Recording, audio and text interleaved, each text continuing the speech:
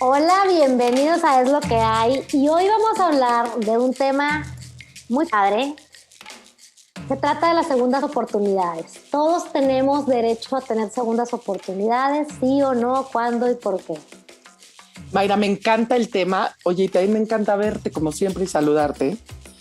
Y decirte que tenemos a una invitada increíble para hablar de este tema, Jimena Cándano, directora general de Fundación Reintegra. Jimena, ¿cómo estás? Bienvenida, Jimena. Muy bien, muchas gracias. Muchas gracias por la invitación. No, estamos felices de tenerte porque, como dice Mayra, creo que ahora sí que como decimos mucho, no es un podcast ni de política ni de COVID, pero sí tenemos de repente que replantearnos en medio de esta locura que estamos viviendo, qué significa una segunda oportunidad, ¿no? O sea, por primera vez creo que todos estamos viendo nuestra vida y la de los demás bajo la lupa y nuestro sistema, qué aciertos y qué defectos tiene.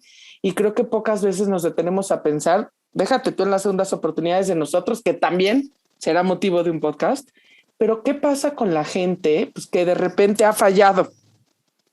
Que todos fallamos, ¿verdad? Pero digamos que han fallado de una manera que les genera una consecuencia muy grave, como estar en la cárcel, por ejemplo. Cuéntanos, Jimena. Sí, justo. Justo es, o sea, literalmente yo creo, estoy convencida que todos hemos fallado, todos hemos necesitado una segunda, una tercera, una quinta y una décima oportunidad, pero algo que tenemos mucho es que somos muy buenos juzgando a los demás, ¿no? Y creo que en esta pandemia eso también se ha agravado mucho, ¿no? Estamos tan encerrados que estamos viendo qué hace el de enfrente, ¿no? Si salió, si fue a la fiesta, si no fue a la fiesta, si se quejó del COVID, pero además llevó a sus hijos, ¿no? Y en esa misma secuencia estamos todo el tiempo. El que cometió un delito, queremos que lo encierren, tiren la llave y se olviden de él en la cárcel. Pero si fuera nuestro pariente o nuestro amigo, sí quisiéramos que tuviera un juicio justo, donde se le escuchara y donde tuviera un abogado que lo representara dignamente, ¿no? Entonces, estas son como las grandes realidades de nuestro sistema, donde tenemos la gran mayoría de las personas que están en prisión no tuvieron un juicio justo.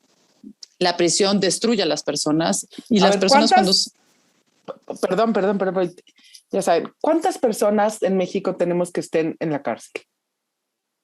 Híjole, no tengo la cifra ahorita porque además nosotros trabajamos más con adolescentes que con adultos. Okay. Y bueno, pero ¿cómo, por ejemplo, cuántos adolescentes tienes tú así conocimiento que estén inculpados de un delito? O sea, que ya te digan, ¿cómo yo quiero entender el proceso de un adolescente cometiendo un delito? O sea, ¿a partir de qué edad? ¿Qué pasa? ¿Qué hace la autoridad? Bueno, la ley marca que se puede juzgar a un adolescente entre los 12 y los 18 años. Okay. De 12 a 14 se les da asistencia y no pueden tener una medida privatoria de la libertad. Okay. Más bien se encargaría el DIF. En muchos casos a nosotros también nos mandan a los adolescentes que cometen algún delito entre los 12 y los 14 años en la Ciudad de México. Y a partir de los 14 a los 18, o sea, tienen que haber cometido el delito antes de haber cumplido 18 años. Ahí ya hay una ley específica que los juzga. Esta ley se reformó en el 2016, es una de las leyes más avanzadas de Latinoamérica, donde se busca que los adolescentes, en lugar de tener penas o castigos, tengan medidas socioeducativas, o sea, que aprendan de la conducta que cometieron para que no la vuelvan a repetir. Y la gran mayoría de los adolescentes cumplen su medida en libertad, porque el daño que genera la prisión en cualquier persona es enorme, pero en un adolescente es brutal. O sea, si tú piensas un año de prisión para una persona que tiene 16 años, pues estás hablando de una parte muy importante de su vida y sobre todo en un momento de crecimiento donde están aprendiendo cómo relacionarse con los demás, ¿no? Y la verdad es que... Sí, son personas en formación, o sea, son personas en formación, todos, yo creo, ¿verdad? Ya no siquiera me voy a ir a hace 5 minutos, pero en la adolescencia, ¿cuántos errores no cometimos? Todos, ¿no? Justo, y no se trata de justificar, de decir, como estaban justo en la edad de la adolescencia y entonces no miden riesgos y estaban consumiendo sustancias, entonces cometieron un delito y no hay que hacerles nada, ¿no? No se trata de entrar a esas justificaciones, ahora sí que time out, interrumpir un poco, o sea, estamos hablando de un tema, nos brincamos a los adolescentes y sensible, gente que está en la cárcel, o sea, nosotros todos estamos de acuerdo y coincidimos en que vivimos en un país, gracias a Dios, que hay Estado de Derecho, donde existen las leyes y no cumplirlas tienen consecuencias, ¿no? Las consecuencias van desde una multa hasta estar en la cárcel. Ahora sí que San Google me ayudó y tenemos a 215,000 personas privadas de su libertad en México. Y lo que están diciendo, o sea, en teoría, y vámonos a lo que todos creemos de las cárceles, pues es un lugar donde se va alguien que no cumple con la ley porque representa una amenaza para la sociedad y porque merece un castigo. Y yo oyéndote ahorita, Jimena, que hablas de adolescentes, me pregunto y digo, ¿qué estarán las cárceles realmente cumpliendo esa función? O sea, si yo me voy a la cárcel enmiendo la conducta que me llevó a hacerla, me hace mejor persona. ¿Qué sucede? Ese es el gran tema. O sea, yo creo que las cárceles tendrían que ser para los delitos más graves y las personas que verdaderamente pongan en riesgo a la sociedad. Y en esos casos creo que es más un tema psiquiátrico que de cárcel, ¿no? Que de castigo físico. Yo ni siquiera creo oye, ya hay millones de casos, ¿no? De mujeres que están en prisión por haber matado a un hombre y cuando ves la historia y fue el hombre que violentaba a sus hijos, ¿no? Entonces, híjole, ¿sí cometió un homicidio? Sí. Chicago, ¿no? Ahí está el musical.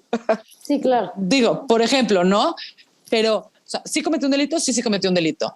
¿Va a seguir cometiendo sistemáticamente ese delito? No. O no, o sea, la mujer mató al hombre que abusaba de sus hijos.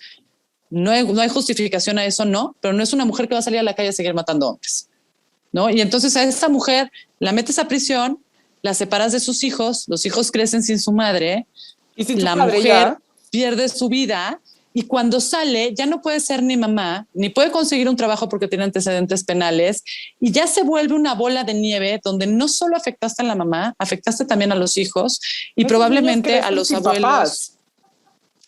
Y además con un estigma durísimo, ¿no? Y muchos tienen que entrar a trabajar para poder mantener a los papás en prisión, porque no es nada barato el vivir en prisión, ¿no? Entonces, sí creo que este estigma de cometes un delito, te aviento a la cárcel, ¿no? Y de seguir llenando las cárceles como las estamos llenando, porque además no las estamos llenando de los criminales gravísimos, ¿no? La mayor parte de las personas están en la cárcel por robos de diferentes tipos, pero sobre todo porque no tuvieron una buena defensa. Robos físicos, no estamos hablando lavado de dinero en los bancos. No, robo, te robé el celular, te robé el coche. A ver, que insisto, no es que yo los justifique, pero no creo que valga la pena perder a toda una vida por un robo.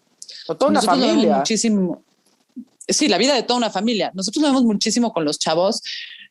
Cuando empiezas a platicar con ellos, te das cuenta que son chavos muy brillantes, ¿no? Que están buscando cómo tener una mejor vida de la que tienen en ambientes donde el delito y la violencia está totalmente normalizado. Entonces, para ellos ni siquiera es este gran tema de el bien y el mal, sino pues en la colonia todo el mundo roba, ¿no? Y están buscando... Me cacharon a mí.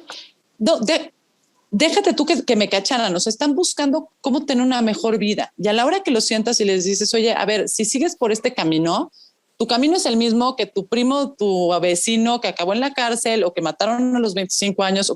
O puedes girar para acá y poner tu propio negocio y tener un proyecto de vida donde vas a tener hijos si quieres, o vas a estudiar si quieres, o vas a trabajar si quieres, ¿no? Y es darles el empujón hacia el camino correcto. Y entonces, en lugar de seguir perdiendo jóvenes como los estamos perdiendo, los ganas para que aporten al país porque son chavos bien listos y van a seguir haciendo lo que tengan que hacer para tener un mejor futuro. ¿De qué lado los quieres? Si a esos chavos los avientas a la cárcel, y a nosotros nos lo dicen muchísimo, yo salí de la cárcel con maestría en secuestro, extorsión y hacer piedra, ¿no? Y ni siquiera es cárcel, en la comunidad de internamiento para adolescentes, ¿no? Entonces, oye, ¿qué prefieres? Nos lo enseñan las películas. Esta película creo que se llama Blow, la de Johnny Depp, ¿no? Que nada más traficaban marihuana, creo que es la historia de la cocaína en nuestro país, va a la cárcel, conoce al colombiano y dicen, hagamos negocio, ¿no? O sea, ¿no? Entonces, como dices tú, son maestrías en otro tipo de cosas. Nosotros y nadie está hablando de esto. No, nosotros tenemos un chavo que es una maravilla, porque además todo mundo tiene como esta idea, ¿no? Del que comete un delito, entonces los papás lo habían abandonado, no le hacían caso, tenía una historia súper dramática. Este cuate en realidad lo que quería era pertenecer, es de Tepito, y pues toda la banda se dedicaba a conductas ilegales, ¿no? Y entonces la mamá, una mamá súper presente, súper cariñosa, por más que estaba ahí, él se escapaba de la escuela y en las horas de la escuela era cuando se robaba cosas, pero para quedar bien con los demás, ¿no? Total, dice él que comete 18 delitos, no lo detienen por ninguno y lo detienen por uno que no había cometido. Y ahí sí lo refunden y pasa 1.5 años en internamiento, con unas historias de terror que te mueres lo que tuvo que sobrevivir un chavito de 16 años. Violación de derechos humanos a todo lo que da. Y cuando lo conocemos y empezamos a trabajar con él, él nos decía, a ver, es que yo aquí ya soy experto en extorsión. O sea, yo podría hacer mucho más dinero. Hace tiempo que estuvo trabajando con nosotros y ayudando a otros jóvenes y es un chavo súper comprometido y es una maravilla. Y de repente todavía se ríe y dice, oigan, pues es que yo esto lo hago por gusto, ¿no? Pero en realidad lo que aprendí en la cárcel me estaría dejando mucho más dinero. Entonces, sí ves que sí les abren una visión que, claro, yo en algún momento, en otra vida viví en Ciudad Juárez en temas de prevención del delito y los chavos te decían, yo sé que me van a matar a los 22, 23 años, no me importa, voy a dejar a mi mamá con una casa, a mis hermanos con dinero. O sea, estamos ante un planteamiento donde es una vida mucho más llamativa y mucho más aparatosa y mucho más sencilla que la que tienen que vivir dentro del estigma, dentro del abandono y la total invisibilidad en la que tenemos pobreza, a nuestros jóvenes. ¿No? Y la pobreza también es durísima. Wow, sí, Jimena, oye, entonces, yo oyéndote, ay sí, te lo juro que ya quiero ir un poquito a cuál es la solución, ¿no? O sea, sé que además de ser abogada, diriges una organización que se llama Reintegra, ¿no? Ya lo mencionamos, que se dedican a estos temas. Cuéntame qué haces, porque creo que algo, no, Mayrux, que nos quedó claro y ya creo que todos lo hemos pensado de alguna manera, no sabemos si las cárceles son los lugares adecuados, ¿no? En nuestro país hay 7,000 personas en teoría en la cárcel por delitos que se llaman famélicos de robar comida y no vemos a los grandes, por decir, fraudes, ni abusadores sexuales, ni una serie de cosas encarcelados, sí, ¿no? Entonces, independientemente que a lo mejor ninguna de nosotras tres somos las encargadas de replantear qué se hace con el sistema penitenciario, que en el mundo me parece que es evidente que está sufriendo reformas porque de verdad no hay para dónde, pero ¿qué hace la sociedad? ¿O qué podemos hacer como sociedad? ¿Qué hacen ustedes? ¿Cuál es como la solución? Fíjate que en el caso de adolescentes, que a mí por eso me encanta el trabajo con los jóvenes, es un trabajo súper motivacional porque cuando trabajas con niños, ¿no? Quieres cuidarlos, quieres protegerlos, viven en un entorno durísimo, pero el adolescente ya sobrevivió a ese entorno y ya es una persona casi formada. Lo único que necesita es que alguien crea en él y le dé el último empujón. Entonces nosotros lo que hacemos es cuando llegan al Ministerio Público o a la comunidad de detención preventiva, empezamos a trabajar con ellos y con sus familias, obviamente si ellos quieren. Les damos acompañamiento jurídico, les explicamos qué es lo que va a pasar durante todo el proceso, porque además la ansiedad que viven de estar en un mundo jurídico donde el juez les habla con unas palabras que pues vete tú a saber qué dijo el Ministerio Público, claro, otro tanto. Entonces, vamos acompañándolos y vamos trabajando con ellos la responsabilidad y la no repetición y la reinserción social, ¿no? Tanto con ellos como con sus familias. Les hacemos un diagnóstico muy profundo. Y una vez que el juez les dicta la sentencia, cumplen la sentencia con nosotros. Somos la única organización autorizada para dar cumplimiento total a la medida de los adolescentes. Y entonces trabajamos lo que el juez nos pide, pero también lo que nosotros encontramos. Y vamos trabajando de la mano con ellos y con sus familias. Para nosotros es muy importante, la gran mayoría de los adolescentes con los que trabajamos están en libertad. Entonces viven en su casa, con su familia, en el entorno en el que van a seguir viviendo cuando terminen de trabajar con nosotros. ¿Cómo es eso? ¿Te dan una sentencia pero te dejan estar libre? Sí, como el daño es tan grande para los adolescentes y los privados de la libertad, la idea es que solo por delitos muy, muy graves estén privados de la libertad. Entonces, la gran mayoría de los adolescentes cumplen en libertad. Si no cumplen, se les revoca la libertad y entonces sí los meten a la comunidad de internamiento. Entonces, es un muy buen gancho para que sigan cumpliendo la medida, porque saben que si incumplen, pues van a perder su libertad.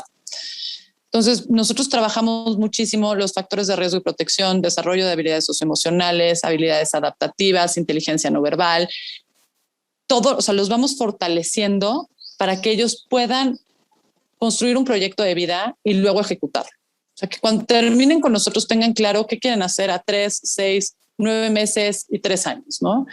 Y que tengan muy claro cuál va a ser su ruta crítica para poder lograrlo. Pero no solo por ser adolescentes que cometieron un delito, la verdad es que casi todos los jóvenes, y cuando hemos pasado por ahí, no sabes qué quieres de tu vida. Nadie se sienta contigo a ver, oye, a ver, si sigues por este caminito te va a pasar esto, pero si abres esta puerta, pues puedes lograr esto otro. ¿Qué es lo que te gusta? ¿Cuáles son tus sueños? Son jóvenes que nunca les han preguntado cuál es tu sueño. O sea, ellos creen que tienen ya escrito su destino y que tienen que cumplirlo. Y la única forma en la que lo pueden romper muchas veces en su mente es a través de la comisión del delito. Entonces, abrirles la puerta, nosotros les abrimos la puerta a decirles, tienes todas estas opciones, ¿cuál quieres? Escoge, y una vez que escoges, te ayudamos a construir el caminito, la ruta que tienes que seguir para lograr esa meta. Y ahí pues vamos caminando, tienen a una persona que está diario hablándoles, viéndoles si se sintieron bien, si se sintieron mal, si la escuela, si los papás, tenemos terapia individual, grupal y familiar, tenemos talleres de teatro, arte, capacitaciones laborales. La verdad es que es una inmersión muy profunda para los adolescentes y para su familia, para poder amalgamar este cambio y que quede y perdure en el tiempo.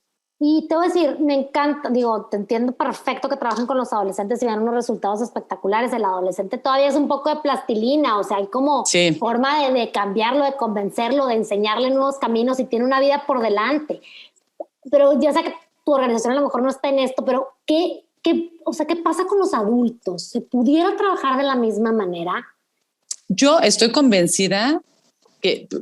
Digo, no me gusta hablar en totales, ¿no? Pero yo estoy convencida que casi todo mundo puede tener una reinserción exitosa si se dan los elementos para que se lleve a cabo. O sea, lo que no podemos tener es gente hacinada en prisiones donde vulneran absolutamente todos sus derechos humanos. Oye, y los pero de sus familias. Tampoco que fueran hoteles de lujo, o sea, ¿sabes lo que te digo? Un poco a veces... No, o sea, estar privado de la libertad te jode la vida. Digo, ese es... Sí. Es que esa es la realidad. Sabes que las películas y la tele luego lo romancean mucho porque sí lo ponen muy mal, pero tenemos estas películas Shawshank Redemption o la otra, ¿sabes?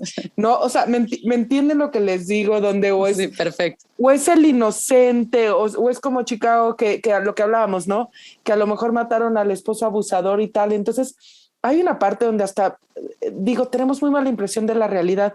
Uno, sí son lugares horribles, o sea, también vimos como la Expreso de Medianoche, ¿no? Creo que se llama, ¿no? La del chavo con el hashish en una cárcel horrorosa en Turquía, ¿no? Y entonces da esa impresión. El tercer mundo tiene malas cárceles, el primer mundo tiene buenas cárceles, en todas medio hay que pagar, depende del delito, te castiga la propia comunidad y aprendes otros... Adentro es una jungla donde te van a matar, te van a hacer 50,000 cosas, y tienes que agarrar equipo, tienes que defender y tienes que hacerte bien mal. Entonces, a veces la pregunta es, y lo dijiste un poco al principio y la quiero hacer, para mí son dos cosas las que me están haciendo así. ¿Realmente es el modelo la cárcel? O sea, es el modelo que nos... ¿Qué? No. O sea, yo ahí lo que te diría es, sí son como dos temas, ¿no? O sea, si me preguntas cuál sería mi carta a Santa Claus y el ideal en el mundo, no existirían las cárceles. O sea, te digo, sí creo que hay personas, probablemente sociópatas o psicópatas, que sí pueden poner en riesgo a la sociedad y hay que ver... Abusadores sexuales, No los ¿de qué forma yo en ninguna calle? Sí. A ver, pero es que un abusador sexual muy probablemente fue abusado o tiene traumas con los que tienes que trabajar, porque tampoco es que per se la persona sea mala y también merece... Ok, no que esté caminando por la calle viendo de quién abusa, ¿no? Pero sí merece un tratamiento que lo haga poder ser la mejor versión de esa persona. Y además, y sobre todo en un país como México, ni siquiera estás seguro de si esa persona es o no es culpable. O sea, yo tengo un amigo conocido que estuvo 7 meses en la cárcel acusado por violación porque no quiso salir con una chava. Y a los 7 meses ya fue tal la presión a la chava que la chava tuvo que aceptar que pues nada más lo había denunciado. es la excepción a la regla. O sea, sí tenemos uno de los mayores índices de abuso sexual y sobre todo en niños, ¿no? En el mundo. Entonces, pero de repente digo, sigue sucediendo. Y entonces hay una parte de mí que veo cómo están las cárceles, oigo las historias y digo, el modelo no puede funcionar. Hay otra que digo, tampoco funciona que estén en la calle. No, por eso te digo, yo no es que te diga tienen que estar en la calle. O sea, sí creo que hay personas que pueden hacer daño a la sociedad y que hay que buscarles la forma en la que los ayudas a que puedan dar ese brinco, o de plano que pues no vuelvan a salir a la calle para no poner en riesgo a nadie, pero eso no significa que los tengas que tratar de una forma indigna, ¿no? O sea, son dos cosas diferentes, porque además yo todavía no me he topado con alguien que sea malo porque intrínseca, o sea, sí, un sociópata sí, un psicópata sí. Bueno, ya el sociópata además lo volvió a la sociedad. Son enfermos mentales. Exacto, o sea, es un tema más allá, y el abusador. Allá hay gente ladrona, perdón, así ladrón. Sí, pero porque lo metes a la cárcel no va a dejar de robar, porque además va a salir. O sea, casi todas las personas que hoy están en prisión, probablemente en los próximos 20 años vayan a salir de prisión. Y van a salir entre los 40 y los 50 años. Y van a tener todavía 30 años para seguir robando. La pregunta es, cosas que aprendieron allá adentro. ¿Cómo quieres que salgan? O sea, mi primera parte sería, yo desaparecería las cárceles y buscaría un modelo diferente. Ahora, ok, no hay opción porque en México el punitivismo está todo lo que da. Perfecto. Ok, cárceles, pero entonces sí ver que el que está en la cárcel sea culpable. O sea, un Chapo Guzmán se escapó 2 veces. ¿La cárcel es para ese tipo de personajes, sí o no? A ver, la cárcel, pero es que, ¿qué es la cárcel? O sea, ¿tienes que separarlo de la sociedad para que no haga daño? Sí. Pero este cuate desde la cárcel, digo, ahora en Estados Unidos no, pero desde la cárcel siguió manejando todo su cártel, claro. ¿no? Y no sé si desde Estados Unidos ya lo dejó de manejar, pero el cuate seguía teniendo ese poder. Ahora, tienes derecho a esa persona tenerla con la luz prendida 24 horas, estarlo torturando, no darle de comer, no dejarlo salir. Pues yo no creo que tú te debas convertir en lo que estás queriendo desaparecer. O sea, yo no creo en la pena de muerte, entre muchas otras cosas, porque no creo que el Estado se pueda convertir en un homicida con premeditación, alevosía y ventaja, porque te conviertes en lo mismo que quieres erradicar. Sí, claro, totalmente. Entonces, una cosa es... Sí, hay derechos humanos, sí hay derechos humanos y son para todos, incluso para la gente que está privada de su libertad, por la razón que sea. Esa parte... Sí, sepáralos de la sociedad, que dejen de lastimar a la gente. Estoy de acuerdo, pero no por eso te tienes que convertir tú en una basura de ser humano y tratarlos como los tratan en las cárceles. Porque además te digo, el Chapo Guzmán, bueno, probablemente una sentencia de 230,000 años y no salga. Un Jeffrey Epstein, que en teoría se suicidó. ¿Sabes lo que te digo?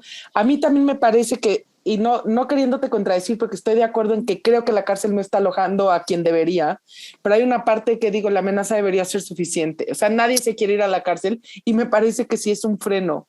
¿Saben lo que les digo? Mira, que sea un freno, eso sí, para que veas, sí, o sea, estadísticamente está demostrado que no por tener penas más altas la gente comete menos delitos. Lo que sí funciona es que no haya impunidad. Sí. Si tú sabes que te van a agarrar, ahí sí te la piensas, sea 1 año o sean 100. El problema es que en México el 90% de los delitos quedan impunes. Entonces... Y si nos vamos al pasado, ¿verdad? Como le cortaban la cabeza en la plaza. ¿Para qué? Para que la gente tuviera miedo de hacer lo que hizo. ¿Sí me explico? O sea, el que te metan a la cárcel y te hagan de este juicio y te pongan muchos años también es para mandar un mensaje de que si haces esto y te agarro, pues... Claro, pero el problema es que como en México no te agarran... No agarran a los que deberían, pues. Es que yo también no creo que en Estados Unidos agarren los que deberían, ¿sabes? Ni por decir. Pero no te avientas a manejar borracha ya. No hay manera. ¿Sabes? Sí, que ejemplo, si te cachan, olvídate. O sea, olvídate. Pues te voy a decir, no, pero digamos, también a nivel estadístico es un sistema muy injusto y tiene tintes raciales y hablaremos de eso en otra ocasión. Pero, por ejemplo, el sistema penitenciario de Noruega, que está considerado el mejor del mundo, lo que sea que eso signifique, ¿no? ¿Qué pasa? Un poco lo que dice Jimena. Las celdas son un poco más como hoteles. Quien te cuida, los carceleros, no son carceleros, les llaman mentores, están en el bosque, hay actividades lúdicas. Hombre, se puso un esfuerzo en dar una calidad de vida y lo que hablábamos, una segunda oportunidad, ¿no? Que es el tema de este Es que sí, yo no creo que la solución al problema de una persona que obró mal sea meterla entre cuatro paredes a enloquecerla. Porque eso es lo que o sea, sí. Todo el mundo sabemos, si te meto, quien seas la persona más positiva y mindfulness, si yo te encierro en una cárcel vas a enloquecer. Entonces, no creo que estemos solucionando. Estamos enloquecidos, encerrados en nuestras propias casas, Mayra. Con nuestra familia y con libertades. Por ejemplo. Yo ya estoy, como te digo, ojalá llegue sana diciembre. Pero fuera de broma, yo un ejemplo de veras, pongo muchísimo cuando, o sea, la gente que tiene hijos es, a ver, si tu hijo hace algo malo, lo avientas al baño, cierras la puerta y lo dejas encerrado 3 horas, o si pintó la pared de tu casa, vas y le das un trapo y le dices, limpias la pared, pero hasta que no quede nada. Si le das el trapo, te aseguro que no vuelve a pintar la pared. Bueno, a mí con mis hijos me funciona de maravilla. Si lo encierras en el baño, lo va a volver a hacer. Sí, va a patear la puerta. Va a patear la puerta, se va a enojar, va a ver, o sea, lo mismo sucede con los adultos. O sea, al final, si queremos aprender y no repetir, el castigo, por ponerle ese nombre, la consecuencia tiene que estar relacionada. O sea, yo sí creo que en temas comunitarios, o sea, robaste, pues ahora tienes que ir a hacer trabajo comunitario, tienes que ver personas que están más fregadas.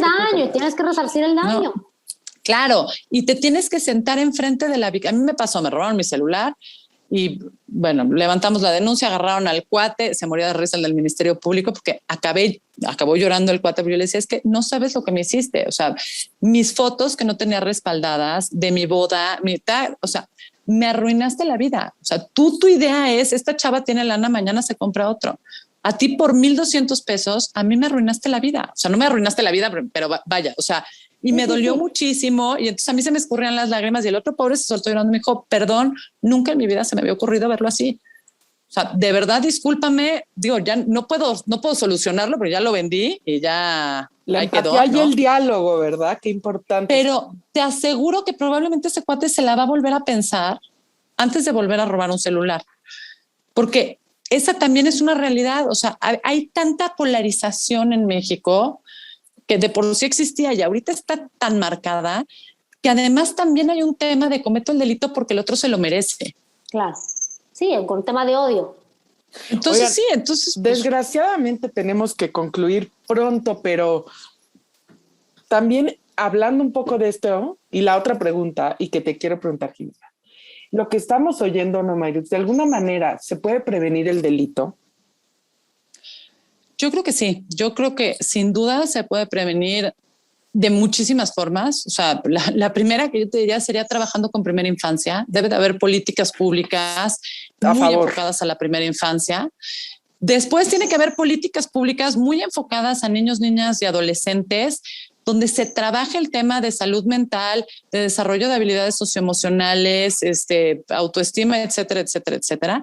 Y después tenemos que generar oportunidades para nuestros jóvenes. No podemos pedirles que de la nada generen ellos oportunidades. Tiene que haber políticas públicas que les generen oportunidades, pero oportunidades que no sean subsidios reales. ¿verdad? Que no sean subsidios. Los subsidios lo único que hacen es hacerlos creer que lo único que valen son 1,500 pesos al mes. No, y eso no es cierto. Pueden hacer lo que quieran. Con todo el programa de subsidios fue lo que logró. Entre otras muchas cosas, pero además acabar con la autoestima de los chavos. Pero además, si ya cometieron un delito, bueno, además hay que trabajar en las comunidades para ir erradicando esta normalización del delito y la violencia. O sea, necesitamos trabajar en cultura de legalidad todos los días con absolutamente todos los mexicanos de este país, porque es un tema súper arraigado, ¿no? Y la tercera, bueno, ya no sé si quinta o sexta, pero y la última es, si alguien ya cometió un delito y ya experimentó el sistema de justicia, ya sabe lo feo que es estar ahí.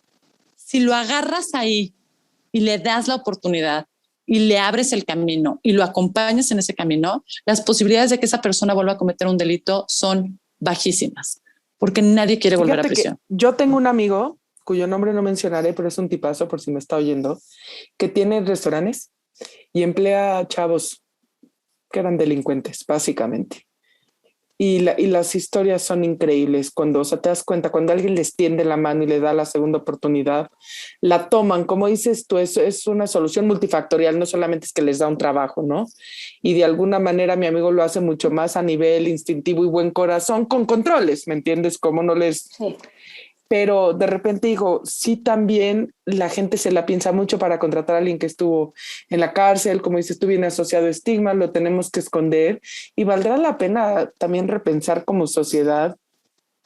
Hombre, si a un delincuente, por así decir, que no me gusta ni la palabra porque también es estigma y es etiqueta, sí. Pero como se les llama, ¿no? Delincuente, alguien que delinque, una persona que cometió un delito. Siempre la ves así, siempre va a ser delincuente. Porque nunca va a tener otra oportunidad. Además te la voy a poner. Cambiemos la óptica. Además te la voy a poner todavía más triste. Yo siempre pongo el ejemplo, uno de mis sobrinos tenía 9 años y un día me pregunta en qué trabajaba, le empiezo a platicar y pone una cara y me dice, ¿no te dan miedo? ¿Cómo son? Dije, ¿cómo que cómo son? Le enseño una foto de una obra de teatro que habíamos tenido, los ve la foto y me dice, pero si son como tú y como yo. Y le digo, ahí me cayó el 20 de, claro, la sociedad lo que está esperando, yo no sé si son cuernos, tatuajes. No, que ruede la cabeza del culpable nos encanta. No, pero déjate tú que ruede la cabeza del culpable. O sea, tenemos un estigma mental de, o sea, el que cometió un delito es el que tiene cuernos y no sé qué y no sé cuánto. Y no te das cuenta que a lo mejor estás sentado al lado de uno y ni te enteraste, ¿no? Ay, y además hay muchos que son muy simpáticos. Es lo que te decía, yo creo que todo el día estamos sentados junto a alguien, claro. Sí hay que empezar a cambiar esos estigmas, sí hay que empezar a ver con otros lentes, y sí empezar a darnos cuenta, porque además eso, por ejemplo, en procuración de fondos nos cuesta mucho, ¿no? Que cuando enseñamos lo que hacemos, o que la gente no se toca el corazón porque no es el niñito sucio entre el polvo, ¿no? O no es el niño enfermo, no es, o sea, son chavos como, bueno, ya quisiera yo como tú y como yo, ¿verdad? Son más chavitos que yo, pero... Un poquito más chiquitos que nosotros, un par de años. Exacto, ¿no? Pero son iguales. Y hasta en eso te das cuenta el estigma que hay, que nadie le quiere meter lana a trabajar por alguien que se ve entre iguales, pero que eventualmente me va a dar miedo. Y eso está durísimo. No, es que esto, oye, es lo que hay, todos somos iguales, tenemos este episodio. Eso, pues, también lo tomamos, ¿no? Para cerrar. Como dice Mayra, hay que empezar a cambiar la óptica, ¿no? Sí, totalmente. Sin duda. Me llevo eso como. Y a ver, es una persona que cometió un error. Sí, es una persona que cometió un delito, no es un delincuente. Eso creo yo que estigmatiza mucho, ¿no? El que ya porque ni se maté un perro, me dicen el mataperros, pues maté un perro. No soy un Exacto, mataperro. yo eso se los digo muchísimo. Sí. Tú eres Juan, el hermano, el primo, el amigo, el vecino, robaste. Bueno, puede ser Juan que robó. No eres Juan el ladrón. Exactamente. Entonces no te cases tú con eso. No, sabes que esto está increíble.